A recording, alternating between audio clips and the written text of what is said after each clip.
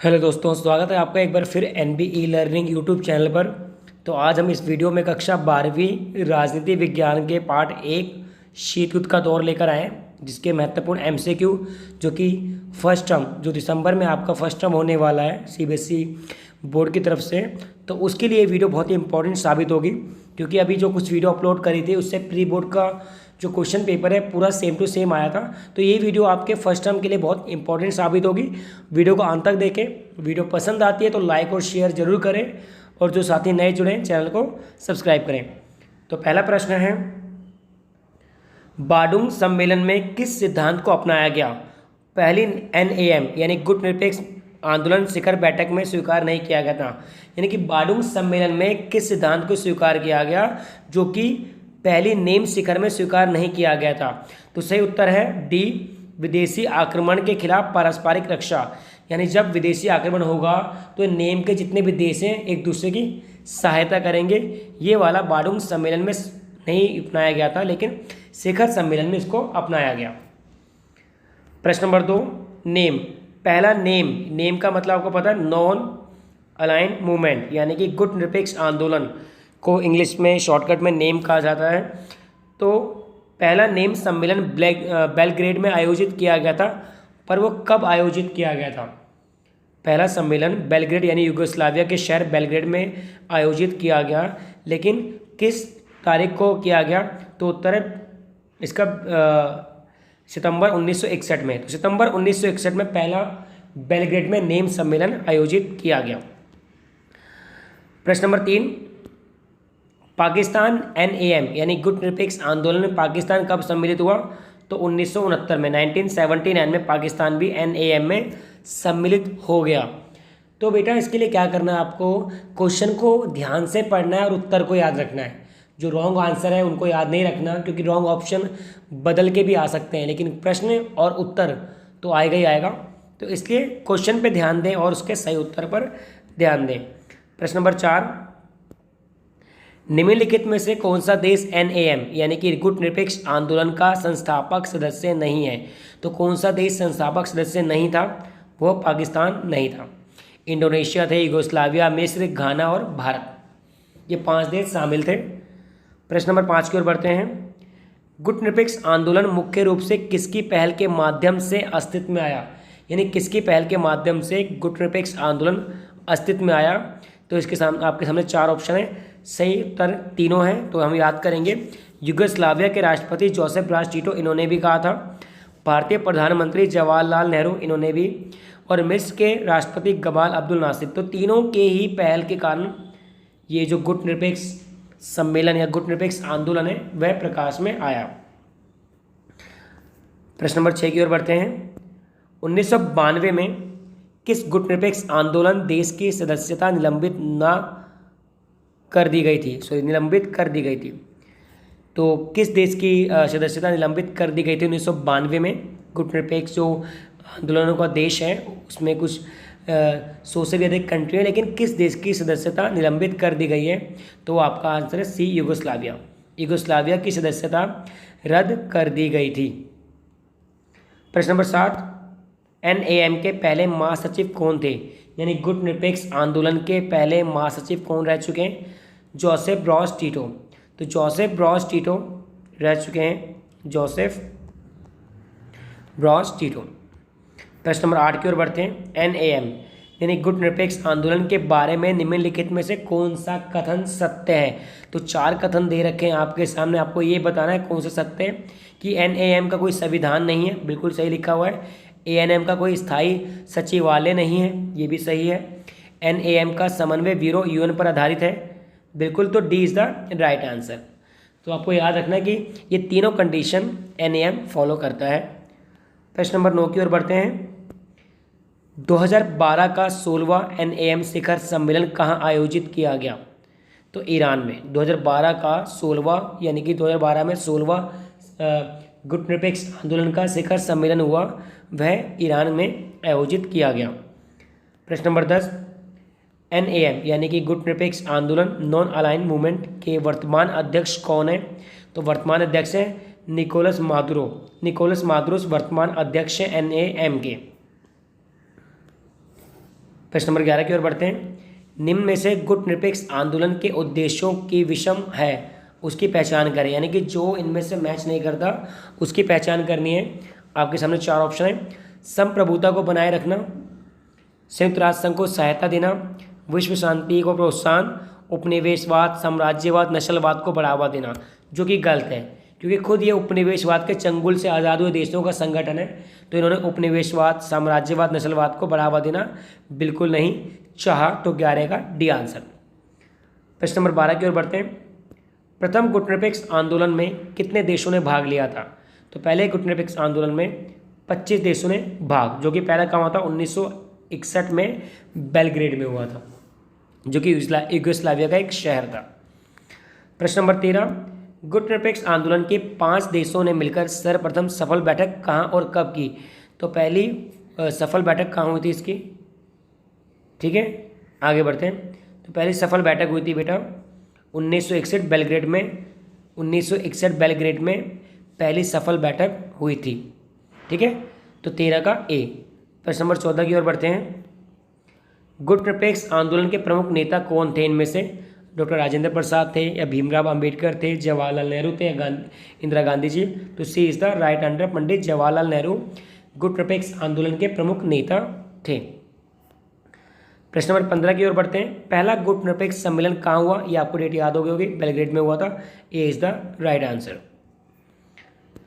शीत युद्ध काल में, प्रश्न नंबर 16, शीत युद्ध काल में गुटनिरपेक्ष आंदोलन को किस विकल्प के रूप में जाना गया? जब शीत युद्ध था तो दुनिया दो खेमों में बटी हुई थी, पूंजीवादी और साम्यवादी। पहली दुनिया के देशों को पूंजीवादी और दूसरी दुनिया के देशों को साम्यवादी कहा जाता था। तो गुटनिरपेक्ष आंदोलन किन देशों को कहा जाता था? तो आएगा तीसरी दुनिया। ठीक है, तीसरी क्या था? गुटनिरपेक्ष। इसी से आपके 3 क्वेश्चन हो जाएंगे। और पहले कौन थे? पूंजीवादी और दूसरे साम्यवादी। ठीक है, ये आपके उत्तर हैं। प्रश्न नंबर 17 की ओर बढ़ते हैं। गुटनिरपेक्ष आंदोलन का पहला सम्मेलन कब हुआ? ये क्वेश्चन कई बार रिपीट हुआ है और क्वेश्चन बार बार इसलिए आ रहा है कि परीक्षा की दृष्टि से बहुत ही महत्वपूर्ण है। 1961 में हुआ था, 1961 में बेलग्रेड में। प्रश्न नंबर 18 की ओर बढ़ते हैं। गुटनिरपेक्ष आंदोलन के संस्थापक देशों की संख्या कितनी थी? कितने देश जो संस्थापक देश थे? ठीक है, 5 संस्थापक देश थे इसके। सी इज द राइट आंसर। प्रश्न नंबर 19 की ओर बढ़ते हैं।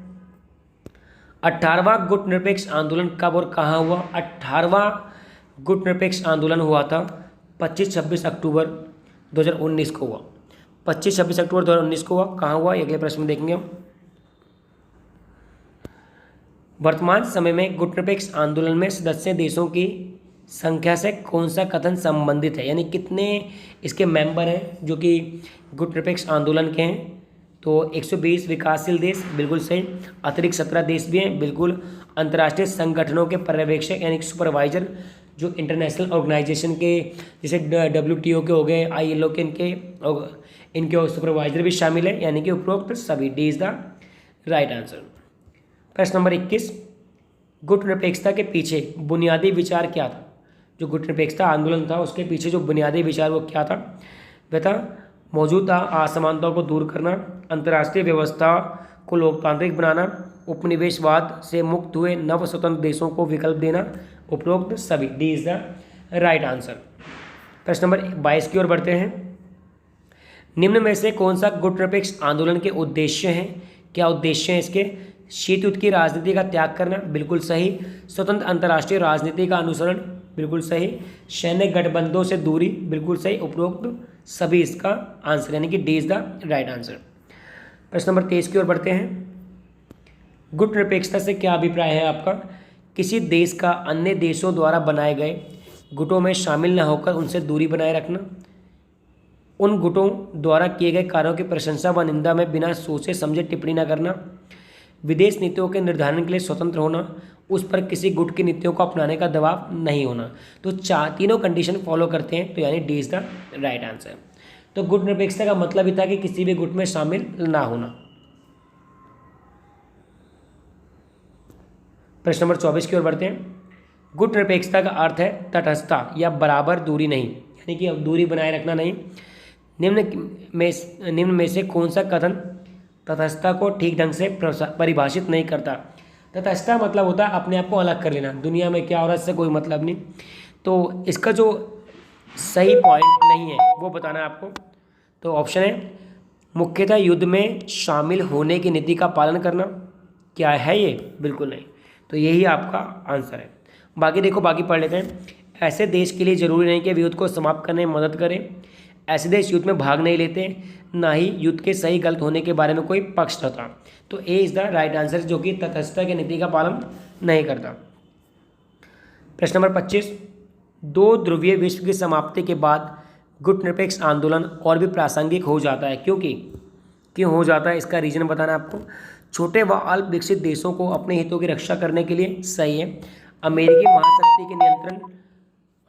महाशक्ति को नियंत्रण कर सकता है। पर्यावरण जैसी समस्याओं के समाधान में एक महत्वपूर्ण भूमिका निभा सकता है। कौन? गुटनिरपेक्ष। तो उपरोक्त सभी यानी D is the right answer. प्रश्न नंबर 26 की ओर बढ़ते हैं। अधिकांश गुटनिरपेक्ष देशों को न्यूनतम विकसित देशों की श्रेणी में रखा गया। अधिकांश गुटनिरपेक्ष देशों को न्यूनतम विकसित देशों की श्रेणी में रखा गया। रीजन क्या है बताना आपको। रीजन, इनमें शामिल अधिकतर देश आर्थिक रूप से पिछड़े थे। बिल्कुल सही बात लिखी हुई है। इनमें सम्मिलित देश गरीबी, बेरोजगारी आदि समस्याओं से जूझ रहे थे। ये भी सही है। इन देशों के पास अपने विकास हेतु कोई निश्चित योजना नहीं थी। ये भी सही है। यानी 26 का D is the right answer. प्रश्न नंबर 27 की ओर बढ़ते हैं। निम्नलिखित घटनाओं में से सबसे अंत में कौन सी घटना घटी? तो नाटो की स्थापना पहले हो चुकी थी। प्रथम विश्व युद्ध, हिरोशिमा पर परमाणु बम। तो D is the right answer. प्रथम गुटनिरपेक्ष जो कि 1961 में हुआ था। ठीक है। नाटो 1949 में हुआ था, आपको पता होगा। प्रथम विश्व युद्ध 1914 में हुआ था। हिरोशिमा 1945 में। तो आपको बाकी डेट भी पता होंगी तो अपने आप आंसर आप निकाल लोगे। और इस आपको और भी तैयारी करनी है तो जो क्लास 12th पॉलिटिकल साइंस का प्लेलिस्ट बना हुआ है हमारे चैनल पे, उस पर जाके फर्स्ट टर्म की सारी सामग्री है। आपके मल्टीपल चॉइस क्वेश्चन मिलेंगे, डिटेल से पार्ट का वर्जन मिलेगा। तो ध्यान से इस प्लेलिस्ट को देखेंगे तो आई होप आपकी तैयारी बहुत ही बेहतर ढंग से होगी। प्रश्न नंबर 28 पे बढ़ते हैं। निम्नलिखित कथनों की जांच करें और त्रुटि को पहचानें। यानी कथन की जांच करनी, जो गलती इसको पहचानना है कि नाटो जून 1949 में अस्तित्व में आया। बिल्कुल सही। और एक गैर राज्यों का संघ था। इसमें गलती है। गलती क्या है? वो गलती है जून 1949 में तो आया, लेकिन जून में नहीं आया। सेकेंडली 11 नहीं 12 राज्यों का संघ था। तो सी, दोनों में ही त्रुटि है। सी इज द राइट आंसर। प्रश्न नंबर 29, हिरोशिमा पर गिराए गए परमाणु बम का कूट नेम, यानी कि जो गुप्त नाम था वो क्या था? हिरोशिमा पर जो बम गिराया गया था वो था लिटिल बॉय। हिरोशिमा पर लिटिल बॉय और फैटमैन नागासाकी। आपको दो क्वेश्चन याद करने हैं, नागासाकी पर फैटमैन और हिरोशिमा पर लिटिल बॉय। प्रश्न नंबर 30, शीत युद्ध के दौरान पूंजीवादी गुटों में शामिल दो देश। तो कौन से दो देश पूंजीवादी में शामिल थे? फ्रांस और England. B is the right answer. प्रश्न नंबर 31, शीत युद्ध के दौरान साम्यवादी गुट में शामिल दो देश। साम्यवादी में कौन से शामिल हो गए थे? पोलैंड और उत्तरी Korea. North Korea and Poland. A is the right answer. प्रश्न नंबर 32, क्यूबा मिसाइल संकट को हल करने में निम्न में से किन दो नेताओं ने भूमिका निभाई? यानी क्यूबा मिसाइल संकट जो हुआ था 1961-62, उसमें हल करने में इनमें से किस नेता ने महत्वपूर्ण भूमिका निभाई? तो John F Kennedy and Nikita Khrushchev. A is the right answer. John F Kennedy and Nikita Khrushchev ने महत्वपूर्ण भूमिका निभाई। प्रश्न नंबर 33, नाटो का पूरा नाम सबको पता होगा, नॉर्थ एटलांटिक ट्रीटी ऑर्गेनाइजेशन, यानी उत्तरी अटलांटिक संधि संगठन। ए इज द राइट आंसर। प्रश्न नंबर 34, NIEO का पूरा फॉर्म, पूरा नाम क्या है? NIEO का पूरा फॉर्म है न्यू, हाँ ठीक है, एन से न्यू हो जाएगा और क्या होगा? इंटरनेशनल इकोनॉमिक और ऑर्गेनाइजेशन। ठीक है।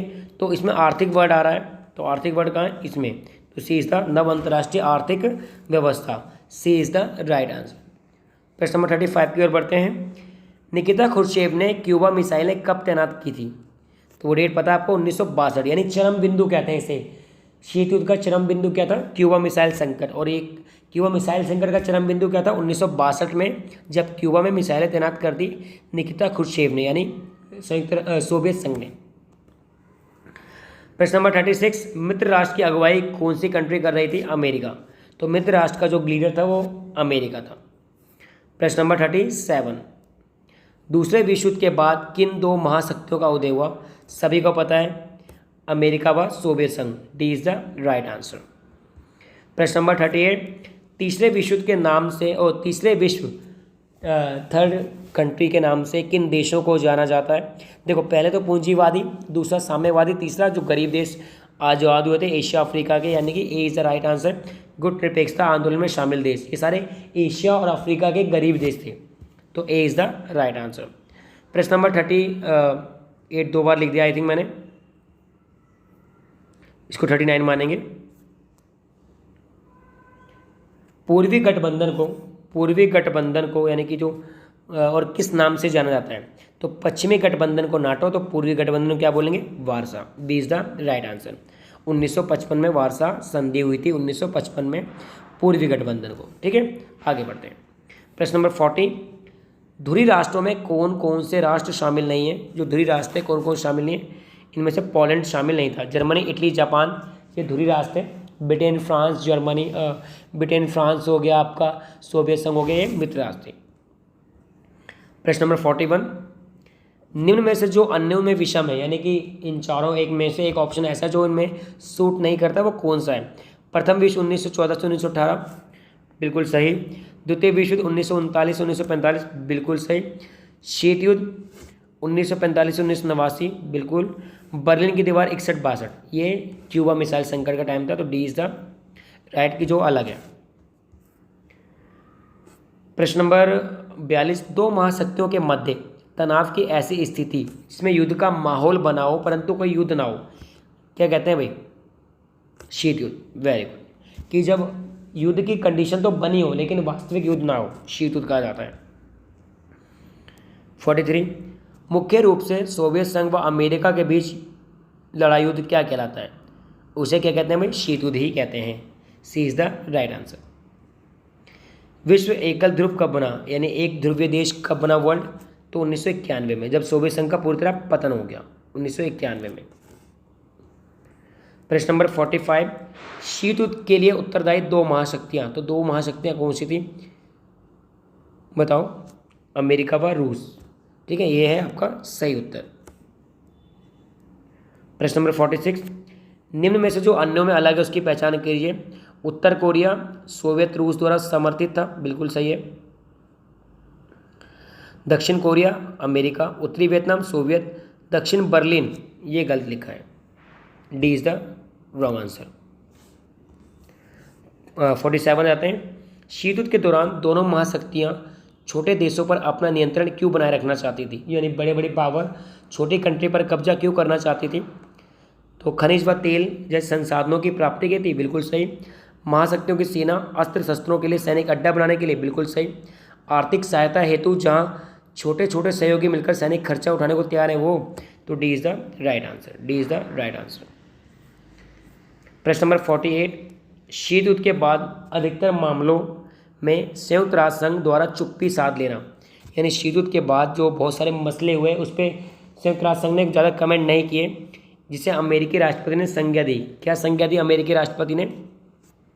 नई विश्व व्यवस्था। नई व्यवस्था के अनुसार इसका नाम लेके अमेरिकी राष्ट्रपति ने कहा कि जो भी शीत युद्ध के बाद मामले हुए उस पर चुप रहा। कौन? संयुक्त राष्ट्र संघ, UNO। आगे बढ़ते हैं, क्वेश्चन नंबर 49, किस व्यवस्था द्वारा विकसित और विकासशील देशों के मध्य व्यापार की शर्तों को सुधारने, विकास सहयोग में वृद्धि करने तथा विकसित देशों की सीमा शुल्कों में कमी करके विकासशील देशों को भागीदारी बढ़ाता है? तो नव अंतर्राष्ट्रीय व्यवस्था, NIEO, ये इज द राइट आंसर। प्रश्न नंबर 50, निम्न में से किसका संबंध सोवियत राजनीतिक प्रणाली की विशेषता से नहीं है? तो किससे नहीं है? पूंजीवादी। सोवियत पूंजीवादी से बिल्कुल अलग है, तो D is the right answer. प्रश्न नंबर 51 की ओर बढ़ते हैं। शीत युद्ध के दौरान भारत दोनों खेमों में से किसी एक में शामिल क्यों नहीं हुआ? क्यों नहीं हुआ इंडिया? उसे अपनी प्रभुसत्ता बचाए रखनी थी, बिल्कुल सही।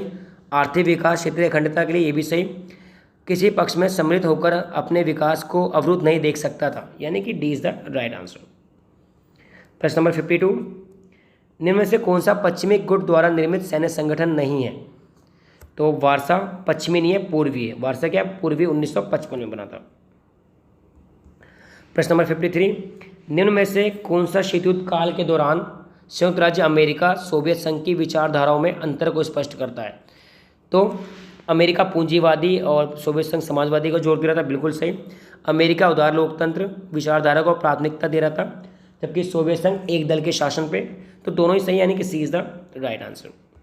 और अंतिम प्रश्न इस वीडियो का, किन कारणों से भारत ने स्वयं को दोनों महाशक्तियों के गुटों से अलग रखा? शांतिपूर्ण विश्व के साकार करने के लिए भारत ने गुट निरपेक्षता की नीति की वकालत करी। शीत युद्ध के तनावों को कम करने तथा दोनों गुटों के बीच मौजूदा मतभेदों को दूर करने के लिए। तो B is the right answer. और इस एक और वीडियो है हमारी शीत युद्ध की, इसमें भी MCQ है। तो दोनों वीडियो अगर देख लोगे तो कोई भी क्वेश्चन आपका छूटेगा नहीं। और अगर वीडियो आपको अच्छी लगी तो प्लीज़ कमेंट करके बताएं, अपने दोस्तों के साथ शेयर भी करें और NBE लर्निंग के साथ जुड़े रहें। धन्यवाद।